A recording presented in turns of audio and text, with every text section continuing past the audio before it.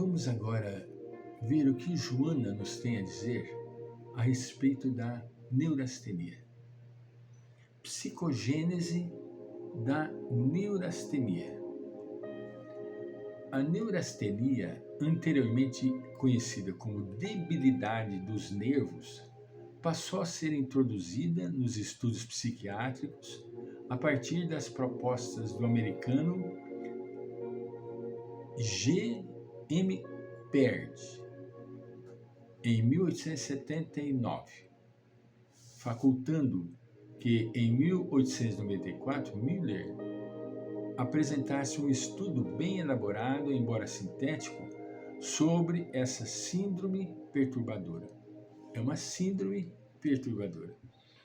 Ainda no século XIX, Mitchell definiu o extremo cansaço de qualquer natureza, físico, emocional e mental, como responsável pelo desencadeamento desse transtorno neurótico.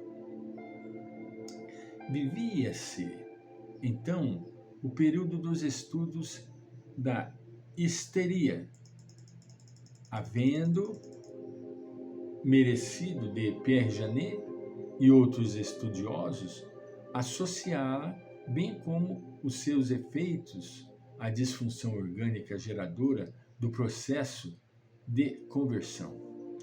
À medida que os avanços do conhecimento ampliaram o estudo dos transtornos neuróticos e psicóticos e a bioquímica facultou serem entendidos em maior profundidade,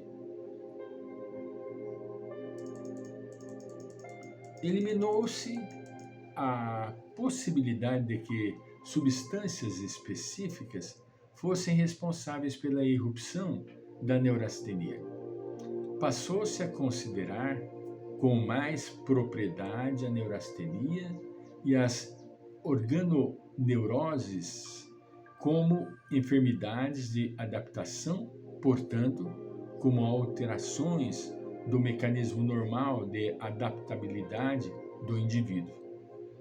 Entretanto, cuidadosas observações, como por exemplo as de Cannon, constataram um aumento de secreção da adrenalina sobre a atividade muscular, avolumando, por consequência, a combustão do glicogênio e produzindo a diminuição do nível da glicose no sangue, afetando o sistema neurovegetativo.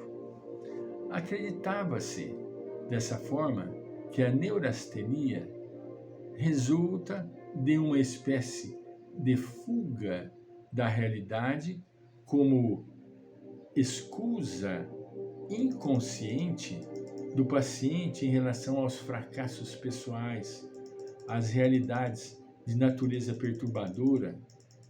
Ocorre então uma perda de interesse pelos acontecimentos e de desmotivação para realizações enobrecedoras, por ausência de autoestima e de coragem para ultrapassar os limites exigíveis.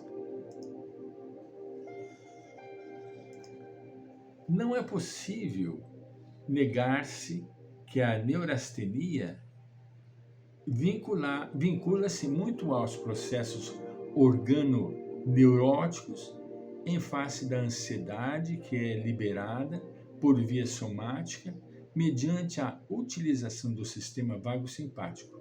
Por outro lado, diversos autores descrevem o transtorno neurastênico como estando mais próximo à histeria, preferindo outros ainda caracterizá-la como expressão depressiva com manifestações maníacas e tendência à esquizofrenia. Olha que complexidade de quadro que é essa doença psíquica. Para chegar a um diagnóstico, o profissional tem que ter um profundo conhecimento da matéria. e conhecer o paciente.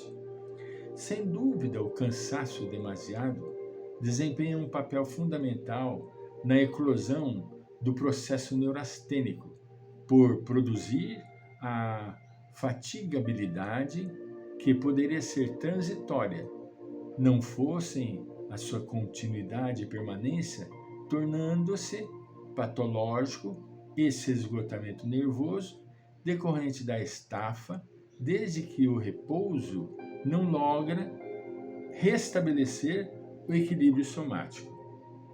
É nesse estágio que se apresentam a irritabilidade, o mau humor, o pessimismo, caracterizando a presença da neurastenia.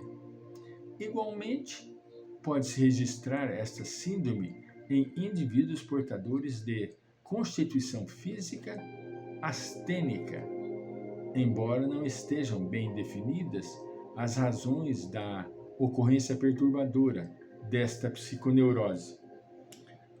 Por certo, não se trata somente do excesso de atividade em si mesmo, mas da forma como o trabalho é desenvolvido, das motivações que o promovem, das compensações que faculta. Deflui das frustrações que se ocultam no inconsciente e propelem aos esforços exagerados. Noutras vezes, são a culpa decorrente da insatisfação, da necessidade de autorrealização, mas destituída de autoconfiança em relação ao seu êxito, ou da imposição exibicionista de aparecer, como também da timidez que necessita de proteção, mesmo que inconsciente. Quando o móvel do trabalho é idealista e planificador, os estímulos emocionais diluem a estafa ou facilitam a renovação de forças, sem que o cansaço desarticule os equipamentos do sistema vago vegetativo. Na nosologia da neurastenia, a ansiedade é responsável pela incompletude do paciente que trabalha com afã e, mesmo quando em repouso, permanece em agitação, acreditando-se defraudador do tempo e de conduta irresponsável. Estudos cuidadosos revelaram a ação da adrenalina secretada pelas glândulas suprarrenais como desencadeadora de distúrbios glicêmicos que poderiam apresentar-se em síndrome neurastênica.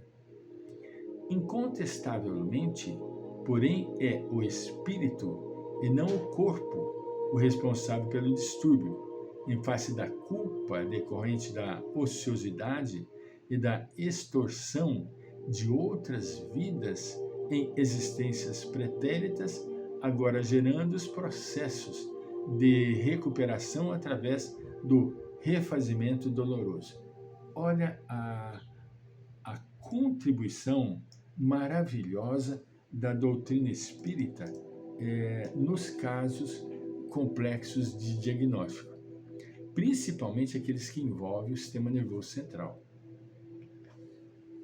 A neurastenia tem as suas raízes no passado. Tudo bem, a pessoa está presente mostrando as suas tendências, a sua insatisfação, mas esse comportamento que a pessoa está manifestando, está pondo para fora, é uma coisa que ela traz do passado. Se nós não tivermos os olhos voltados para o passado, para a origem da nossa vida, que é a origem espiritual, nós não conseguiremos de forma alguma compreender e descrever um quadro com precisão. O problema está no espírito eterno, indiscutivelmente. Tudo que nós falamos até agora, com exceção deste momento que nós estamos entrando, da Joana, tudo foi mostrado pela ciência. Freud não podia, de forma alguma, compreender isso. Quem compreendeu e trouxe uma claridade para isso com muita atrito com seus colegas foi Jung. No caso, quando estudou o inconsciente coletivo. O inconsciente coletivo são as vidas de outrora que o espírito traz, e muitas das limitações na vida presente são fruto que está sendo colhido da semeadura do passado. Não podemos, de forma alguma, deixar de ver desta forma. É impossível. É inaceitável. O universo fica muito estreito da compreensão. Muito curto. Não é suficiente somente falar da vida presente um quadro patológico dessa natureza. É simplesmente o espírito eterno que traz as marcas do passado.